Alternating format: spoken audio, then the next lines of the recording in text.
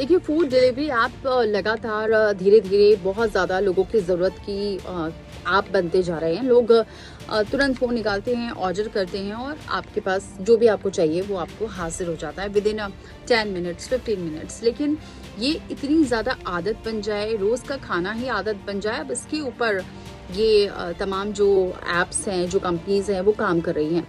क्योंकि अभी तक लोग ओकेजनली फूड डिलीवर करवाते हैं या फिर मन नहीं है खाने का या फिर कुछ चीज़ खाने का, एक्स्ट्रा चीज़ खाने का मन कर रहा है तो इसलिए कुछ ऑर्डर करवाते थे। लेकिन अब कोशिश ये है कंपनीज की और इसके लिए कंपटीशन चल रहा है कि जो लोग डेली खाना खाते हैं उनके लिए रोज़मर्रा के हिसाब से ये फूड उपलब्ध कराया जाए। क्योंकि बहुत सारे ऐसे लोग हैं जो अकेले रहते हैं या फिर पीजी में रहते हैं या फिर वो कहीं ना कहीं से खाना मंगवाते हैं, यानी टिफ़िन सेंटर से, या बाहर जाकर डेली खाते हैं। खाना नहीं बनाना आता है, कुछ लोग मेड के ऊपर डिपेंड रहते हैं। तो ऐसे में अब ये जो ऐप्स हैं अब इस पर काम करने की कोशिश कर रहे हैं, यानी कि फूड डिलीवरी ऐप्स अब आपको रोज़ का लंच ऑर्डर हथियाने की तैयारी में है। स्विगी और जोमेटो जैसी कंपनीज सिर्फ 200 रुपये वाली वैल्यू मील पर फोकस कर रही है। इनका मकसद ऑनलाइन खाना मंगाने को खास मौके के बजाय आपकी रोज़मर्रा की आदत बनाना है। और इस नई जंग से ऑफिस जाने वालों या फिर बजट ग्राहकों को सस्ते ऑप्शंस दिए जा रहे हैं। अगर आप ऑफिस में बैठे बैठे लंच ऑर्डर करने का सोचते हैं लेकिन आपको 400-500 रुपए का बिल देखकर मन मान लेना पड़ता है, तो ये खबर आपके लिए बहुत ज़्यादा इम्पॉर्टेंट है। स्विगी और जोमेटो जैसी जो बड़ी फूड डिलीवरी कंपनीज है अब आपको रोज़ का लंच देने की तैयारी में है और सिर्फ मात्र 200 रुपये में। ये एक तरफ से वैल्यू मील यानी कि किफ़ायती थाली पर है। इन कंपनीज का मकसद ये है कि ऑनलाइन खाना मंगाना कोई खास मौके वाली चीज़ ना रहे, बल्कि ये आपकी रोज़मर्रा की आदत बन जाए। अगर ऑनलाइन खाना आसपास के ढाबे या रेस्टोरेंट से बहुत ज़्यादा महंगा होगा तो जो ऑफिस वाले हैं, ऑफिस गोइंग या फिर जिन्हें रोज़ के लिए बाहर से खाना है तो वो ऑर्डर ही नहीं करेंगे। इसी बड़ी डिमांड को देखते हुए अब फास्ट फूड कंपनीज भी सस्ते खाने के विकल्प मेन्यू पर शामिल हो रही है। और सस्ते खाने के इस बाजार में अपनी पैच बनाने के लिए स्विगी कई चेंजेस भी कर रही है। कंपनी ने अपने मेन ऐप में वैल्यू स्टोर शुरू कर दिया है। वैल्यू स्टोर क्या है ये भी जानिए।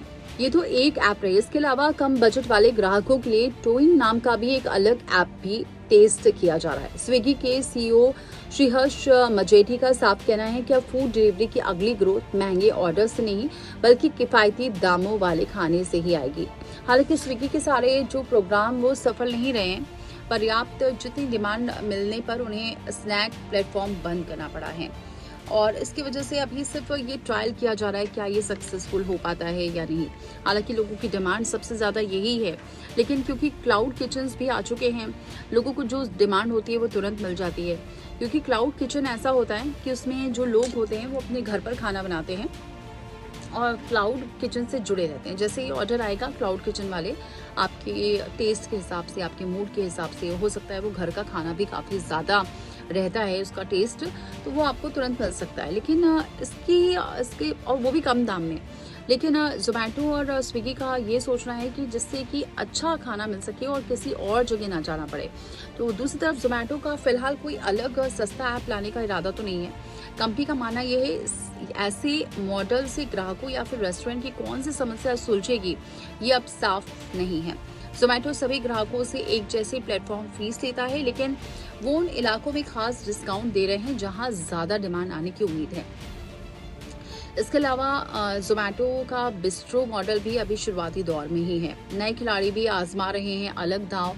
इस बीच रैपिडो के बैकअप वाली कंपनी ओनली ने एक बिल्कुल नया तरीका अपनाया है। ये कंपनी रेस्टोरेंट से कोई कमीशन नहीं लेती, जिससे वो अपने खाने की कीमत खुद तय कर सकती है। इसमें ग्राहक खाने का पैसा अलग और डिलीवरी का पैसा अलग चुकाएंगे। तो अब इससे ग्राहक को भी फायदा है और कंपनी को भी फायदा है। अब ग्राहक की इच्छा है कि अगर वो डिलीवरी चार्जेस देना चाहते हैं तो वो ऑर्डर करें, अदरवाइज ना करें। इसके अलावा अब ये बताया जा रहा है कि धीरे धीरे जिस तरह से लगातार डिमांड बढ़ती जा रही है और ऐसे में आगे आने वाले दिनों में 2024 की अगर बात करें तो 9.1 अरब डॉलर का ये बाजार था, जो 2030 तक बढ़कर 27 अरब डॉलर का हो जाएगा। यानी अब फूड ऐप भी लोगों के हिसाब से चलने की पूरी कोशिश कर रहे हैं, क्योंकि लोगों को पता है, फूड ऐप्स डिलीवरी वालों को भी पता है कि लोगों की डिमांड क्या है। लोगों को अच्छा भी खाना चाहिए, सस्ता भी खाना चाहिए और सबसे ज़्यादा घर का खाना चाहिए। तो उस घर के खाने को लिमिटेड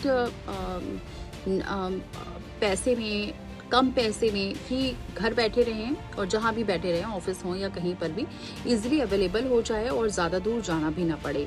तो ऐसे में टाइम की बचत हो और पैसे भी कम लगे, तो आप स्विगी हो या जोमेटो हो, ऐप्स पर काम कर रहे हैं और यही कोशिश कर रहे हैं कि ये नए ऐप से लोगों को ज़्यादा सुविधा मिल सके और ज़्यादा फ़ायदा हो सके। क्योंकि जिस तरह से लगातार महंगाई बढ़ रही है, लोग ज़्यादा पैसे नहीं खर्च कर रहे हैं खाने में।